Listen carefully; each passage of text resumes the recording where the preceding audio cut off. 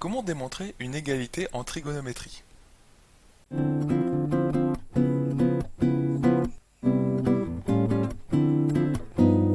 Bonjour à toi et bienvenue dans cette vidéo Star en maths, ici Romain, j'espère que tu vas bien. Alors dans cet exercice, il va falloir démontrer l'égalité suivante, c'est-à-dire que pour x appartenant à 0 pi, 0 exclu et pi exclu aussi, 1 moins cos x sur sinus x égale sinus x sur 1 plus cos x. Donc cette égalité, c'est quelque chose que tu pourrais très bien avoir à démontrer si tu es en première S et que tu as fait le chapitre sur la trigonométrie. Donc ça paraît difficile comme ça de démontrer cette égalité. En plus, on nous dit pour x appartenant à 0 pi. Bon, on va essayer d'expliquer chaque chose. Donc déjà, ceci en bleu clair. On nous dit pour x appartenant à 0 exclu pi exclu. On pourrait se dire peut-être que ça va servir pour la démonstration. En fait, ça va pas vraiment servir à démontrer l'égalité, mais c'est important de le dire. Pourquoi c'est important de dire que x appartient à cet intervalle ici, 0 exclu, pi exclu? Eh bien tout simplement parce que dans ces expressions que tu trouves ici à gauche et à droite du égal, tu as un sinus x au dénominateur et tu as un 1 plus cos x au dénominateur. Bref, tu as des dénominateurs. Et en mathématiques, tu sais bien qu'il y a une chose qui est importante, c'est qu'un dénominateur, ça ne doit jamais être égal à 0. C'est comme ça d'ailleurs, c'est une des façons de trouver une valeur interdite quand tu as une expression avec un quotient. Il faut s'assurer que le dénominateur ne soit pas égal à 0. Et bien là c'est pareil, dès que tu écris un truc avec un quotient, il ne faut pas que le dénominateur s'annule. Donc sinus x, est-ce que tu penses que ça devient égal à 0 quand x varie de 0 à pi? Mais en fait on peut faire très rapidement un cercle trigonométrique, hop, un petit cercle trigonométrique rapidement. Et tu te souviens que le sinus, c'est ce qu'on lit, c'est très moche, mais c'est simplement pour te montrer comment ça marche. Tu te souviens que le sinus de x, quand x est un angle qui varie donc sur ce cercle, là tu as un petit angle, x, et bien x il démarre de cette barre bleue ici à droite, il vaut 0, si vraiment la barre rouge était entre guillemets confondue avec la barre bleue. Cet angle est 0 au début, et tu peux le voir augmenter cet angle, et il augmente ici jusqu'à pi. Hop, quand ici tu arrives à ce point-là. Tu pars de ce point-là et tu arrives à ce point-là pour définir ton angle. Et en fait, le sinus, tu te souviens de x, il se lie sur l'axe des y, ici sur l'axe vertical. Donc, à ton avis, quand x varie de 0 exclu jusqu'à pi exclu, eh bien le sinus, lui, va varier de quoi à quoi? Eh bien, en fait, il va varier tout simplement de cette valeur-là. En fait, quand le x il est tout petit, mais en fait ça va être 0 mais exclu, c'est-à-dire quand x vaut 0, sinus de 0, je te rappelle que ça vaut 0, mais vu que x peut pas valoir 0, sinus commence juste à une valeur un petit peu au-dessus de 0, tu vois, à 0, je sais pas, à 0,001 par exemple, et quand x augmente, eh bien le sinus il diminue. Quand x arrive à pi sur 2, tu te souviens que sinus de pi sur 2, pi sur 2 étant l'angle droit en radian, eh bien ça fait 1, donc là le sinus il arrive là, et après quand x augmente de pi sur 2 à pi, le sinus il rediminue. Mais vu que x n'atteindra jamais le pi, eh bien le sinus il s'arrêtera juste avant 0, parce que je te rappelle que le sinus de pi, ça vaut 0. Voilà, donc bref, ça veut dire que sinus d'un nombre, sachant que le nombre varie de 0 exclu jusqu'à pi exclu, ça ne s'annule jamais. C'est toujours un nombre d'ailleurs qui est strictement positif, pour information. Et c'est pareil pour 1 plus cos x.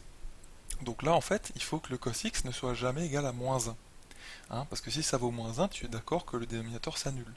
Et bien quand x varie de 0 à pi, comment varie le cosinus? C'est très simple en fait. Là, le cosinus, tu te souviens qu'on le lit sur l'axe des abscisses, l'axe horizontal, et bien le cosinus, si x commence à 0, mais 0 exclu, donc en fait le x il commence pas tout à fait à 0, il commence à 0,0000001, etc. Donc le cosinus, il commence à 0, à 1 et quelques, pardon, à 1 et quelques, tu vois, parce que le cosinus de 0, je te rappelle, ça vaut 1. Ensuite, le x augmente, donc le cosinus, lui, il diminue vers 0. Donc pas de souci, il n'est pas égal à moins 1. Et le x augmente encore et encore, de pi sur 2 jusqu'à pi. Et là, quand x vaut pi, alors là, oui, le cosinus de x vaut moins 1, mais x, il n'atteint pas pi, tu vois. Il s'arrête juste avant pi, entre guillemets. Donc, de pi sur 2 à pi, le cosinus de x, il est négatif, certes, mais il vaudra jamais moins 1 non plus. Bref, 1 plus cos x ne s'annulera jamais quand x se balade entre 0 exclu et pi exclu. C'est ça que ça veut dire, et c'est pour ça qu'on l'a mis. Tout simplement. Pour s'assurer que les dénominateurs ne s'annulent jamais. Et il y en a d'autres, des intervalles de x, pour lesquels ces dénominateurs ne s'annulent jamais, mais là, voilà, on a pris le plus simple, entre 0 exclu et pi exclu. Maintenant, on va s'intéresser quand même à la question principale de cet exercice, c'est-à-dire qu'il s'agit de démontrer l'égalité. Alors, pour démontrer une égalité en mathématiques, il s'agit de partir du membre d'un membre, on va dire, en général, et d'arriver à l'autre, par une succession de calculs. Donc tu pourrais très bien partir de la gauche pour arriver à la droite, ou inversement, tu pars de ceci, tu pars de la droite, tu fais quelques calculs et tu arrives à la gauche. Ça, on va dire que c'est la technique en général pour démontrer que un nombre, grand A, égale un autre nombre, grand B.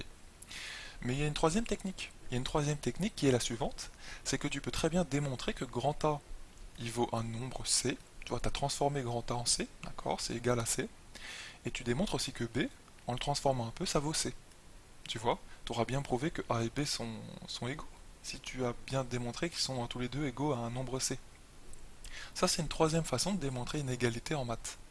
Donc là, ce que je te propose de faire, eh bien, c'est tout simplement de partir de ça, qu'on peut noter grand A si tu veux, et de transformer un petit peu ça de telle façon à faire ressembler ce quotient à celui-ci. C'est-à-dire peut-être de faire apparaître du 1 plus cos x en bas.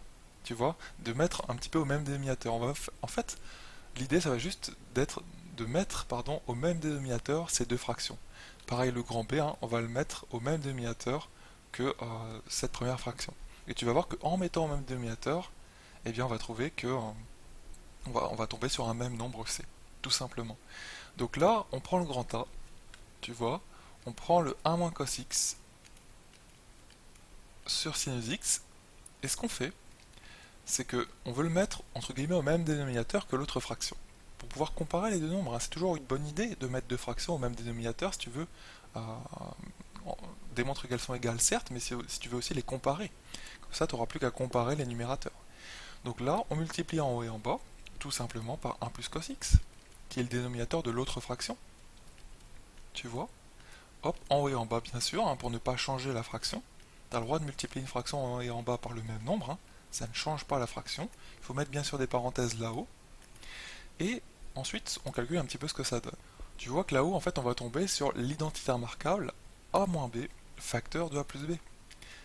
a moins b facteur de a plus b.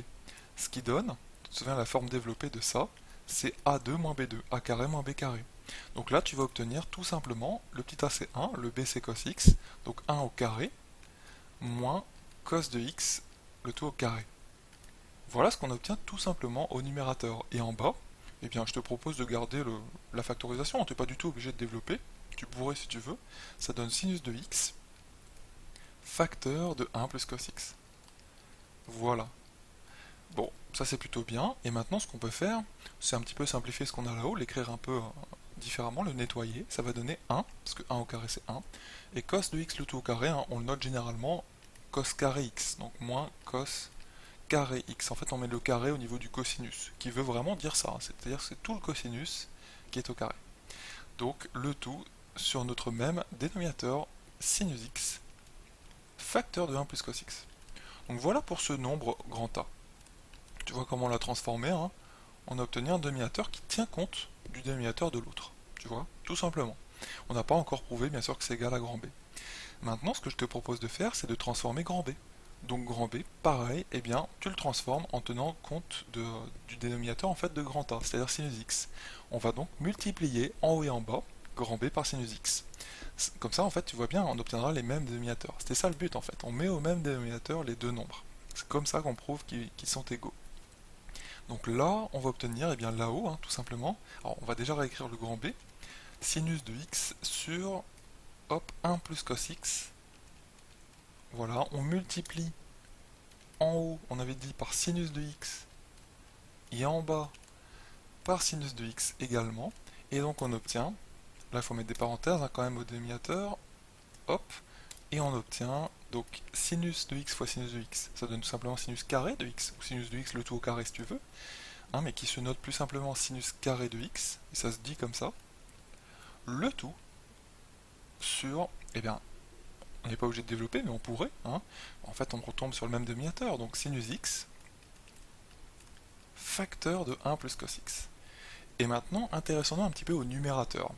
Est-ce que, tu vois, ce nombre auquel on est arrivé là, pour le grand A, et ici,